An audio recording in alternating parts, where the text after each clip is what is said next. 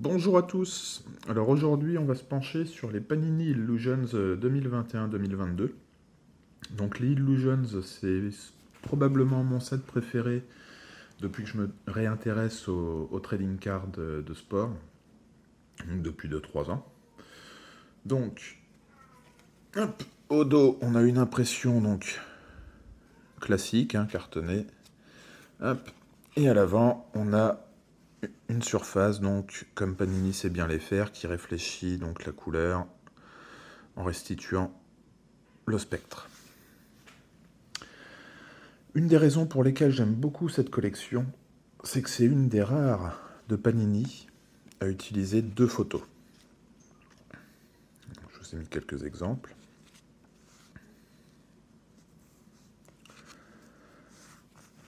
Voilà.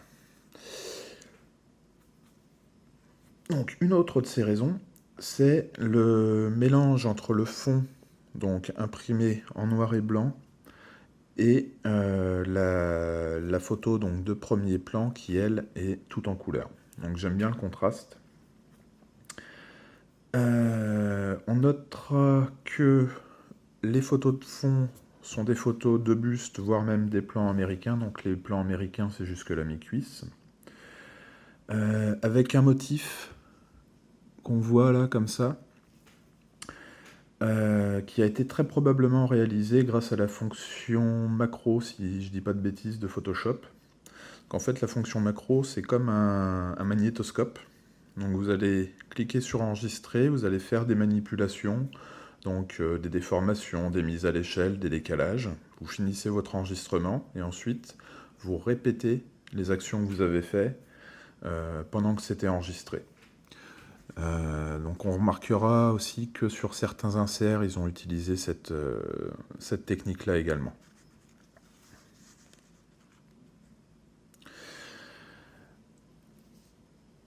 Donc on a le joueur entier, détouré et en couleur pour le premier plan. Et ça met bien en valeur l'élément coloré, car la fonction dont notre œil et notre cerveau fonctionnent est très habitué à différencier donc, le noir et blanc de la couleur. Alors je vous invite à voir, si ce n'est pas déjà fait, le film Sin City pour une utilisation bien plus radicale de cet effet donc, de contraste entre le noir et blanc et la couleur. Cependant, l'effet ici est quand même un petit peu atténué par la réflexion des couleurs sur la face avant. Mais le résultat est quand même fort sympathique. Donc, en haut à gauche, on a le nom de l'équipe avec un double filet. Alors là, c'est un peu une énigme. Le filet du bas, en fait, est en 3 morceaux. Les 2 premiers morceaux ne font même pas la même largeur. Hop, voilà. Le pourquoi du comment, je vous avoue que je n'en sais strictement rien et c'est un peu étrange. Mais pourquoi pas. Après, ils auraient pu continuer sur tout le deuxième filet de le segmenter, mais là, en l'occurrence, je ne me l'explique pas. Donc, le nom de l'équipe et les filets, donc, qui sont faits grâce à un stamping doré sur la carte. En bas de la carte, on a une cartouche qui utilise toujours le stamping doré, mais cette fois-ci pour mettre le nom du joueur et qui utilise la couleur de l'équipe. On remarque ici un ballon de basket, en tout cas les lignes habituelles du ballon de basket surmontées d'un i. Alors j'ai vu les cartes, les Illusions NFL, et il y a 2 différences à ce niveau-là. Le design retrouve bien sûr un ballon de foot US, mais cette fois-ci il n'est pas en trait comme ça, en filet, mais en plein. Et sur les versions football, on a la position du joueur qui apparaît donc en bas du cartouche. Alors, le dos. Le dos est assez particulier, parce que le joueur est mis en noir et blanc, sur un fond qui reprend donc le fond classique de la photo qu'on ne voit pas ici parce que détouré. Donc teinté, ce fond est teinté de la couleur de l'équipe. Après, on a quelque chose de très gris. Personnellement, je suis moins fan du dos. Il y a de l'idée, mais je pense ils auraient gagné à mettre quelque chose de plus noir, à garder le joueur en coloré, des choses comme ça. Le résultat est peut-être un petit peu terne, je sais pas, mais voilà, je pense qu'ils auraient pu faire un petit peu mieux pour le dos. Ensuite, on a les rookies. Donc, pour les rookies, on a évidemment le rookie badge qui est présent. Et alors là, ça se voit très bien, mais sur les bleus un petit peu sombres, voire même sur le vert à l'œil nu, c'est pas toujours évident de voir que le rookie badge est coloré. Alors là, la vidéo, ça passe bien. Mais avec les reflets qu'il peut y avoir sur la carte, l'éclairage ambiant, c'est pas toujours évident. Donc, en dehors du rookie badge, on a deux différences. On a le nom de l'équipe avec le double filet qui change de côté. Il passe de gauche à droite pour les rookies. Et on a pareil une inversion de côté pour le petit logo Illusions sur le ballon. Donc on a une petite variation de design donc, pour les cartes rookies. Ensuite, on va passer aux parallèles. Alors, les parallèles font douter beaucoup de collectionneurs ou de gens quand ils ouvrent les paquets. Quand la teinte est légèrement différente. Il y a des teintes comme le bleu, le rouge, où c'est absolument évident. Mais sur les cartes émeraude, là par exemple, qu'on trouve dans les blasters, la teinte est plus légère et quand les gens ouvrent, c'est pas forcément flagrant.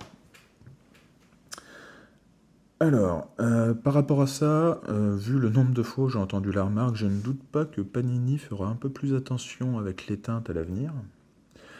Et une des façons donc de le distinguer, c'est qu'en fait, si vous regardez bien ici, le stamping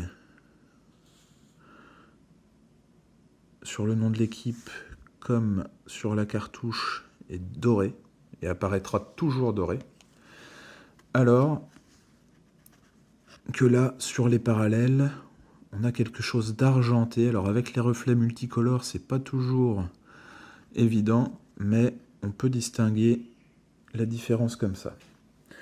Alors après, je n'ai eu que ces parallèles-là en main, donc je sais pas si c'est le cas aussi pour les bleus, les rouges, les bronzes, mais si vous en avez eu en main ou si vous en avez à portée de main, n'hésitez pas à me dire si le stamping est différent des cartes de base sur les parallèles que vous pouvez avoir. Ensuite, on va passer aux inserts. Alors, pour les inserts, on a les acétates. Alors, les acétates, donc carte transparente avec une partie imprimée, une partie avec un genre de foil, donc on a un mélange des deux qui laisse donc entrevoir le fond. Donc là, on a un petit exemple avec la Living Legends de Allen Iverson. Voilà pour le dos. Et ce qui est assez intéressant, c'est de voir que en fait, elles sont imprimées par l'arrière principalement. Enfin, en tout cas pour la partie imprimée. Pour la partie foil, je suis pas sûr. Mais pour la partie opaque traditionnelle, on va dire, l'impression se fait par l'arrière. Ici, en voilà donc une autre avec donc, des motifs de flèches qui se répètent pour les clear shots, avec Chris Middleton ici, voilà. Et donc on a a priori le foil qui a quand même l'air d'être à l'avant et le reste imprimé. Alors là, bizarrement, contrairement à la Iverson, où tout ce qui avait de l'importance au dos, enfin les crédits, le nom, le numéro, tout ça, n'était absolument pas visible depuis l'avant. Là, Au contraire, on voit le numéro, le nom du joueur. On a même les crédits imprimés en bas. Donc évidemment, avec les transparences, on les voit à travers. C'est bizarre qu'ils aient pas prévu une zone opaque pour mettre ces infos-là au dos. Donc après, il y a d'autres... il y en a d'autres, hein, des inserts acétate que je vous invite à aller voir sur Internet pour jeter un coup d'œil. Et ensuite, on a les inserts qu'on va qualifier de embossed. Donc en fait, c'est des cartes en relief. Là, vous le voyez bien, par exemple. Donc, le point commun, c'est qu'on a toujours quelques éléments graphiques, hein, comme les traits là, qui partent vers l'extérieur, les blocs, et le joueur qui sont donc au niveau normal de la carte, et le reste qui a été pressé, en fait. Donc ça se fait au prix d'une petite déformation donc, de l'arrière. Mais je trouve que le résultat en vaut quand même la peine. Donc pour les parties stampées, on trouve des motifs graphiques, ça joue avec les couleurs, alors pas trop sur celle-là, mais là voilà. C'est composé de stries aussi, je vais vous le montrer d'un peu plus près après, pour faire des motifs. Ce qui fait que on va toujours avoir un effet, même s'il y a beaucoup de reflets. Donc là, vous voyez, on a ce qui semble être des différences de texture. En fait, ça s'est fait juste avec des petites stries qui ne sont pas toutes dans le même sens. Donc là, ça donne un petit effet fragmenté. En plus de la façon dont les lignes s'entrecoupent pour créer des formes qui ont chacun une couleur différente des adjacentes. Voilà. Là, c'est pareil, hein, l'effet de spirale et tout, c'est fait uniquement avec le sens des stries. Et donc, on voit que le procédé de fabrication est quand même maîtrisé, parce que j'ai pas vu de gros problèmes de centrage, parce que quand on utilise des procédés comme ça, une moindre erreur de centrage peut être catastrophique pour l'impression générale de la carte. Donc ça fait des belles cartes bien travaillées, et c'est vrai que quand on les a en main, ça fait vraiment plaisir, car on a vraiment le sentiment que Panini ne s'est pas foutu de nous, quoi. C'est vraiment des belles cartes, hein, et vous voyez, le stamping est vraiment bien aligné. Après, dans les hobby box, il existe d'autres types d'inserts qui se rapprochent un peu plus au niveau des procédés, en tout cas, de ce qui est pratiqué pour les cartes de base, a priori, notamment pour les autographes. Mais n'en ayant pas sous la main, je préfère m'abstenir que d'être incomplet ou de dire des bêtises. Donc on va remettre les jolis acétates pour la fin. Je vous dis bonne journée, j'espère que vous avez apprécié la vidéo. Et je vous dis à bientôt.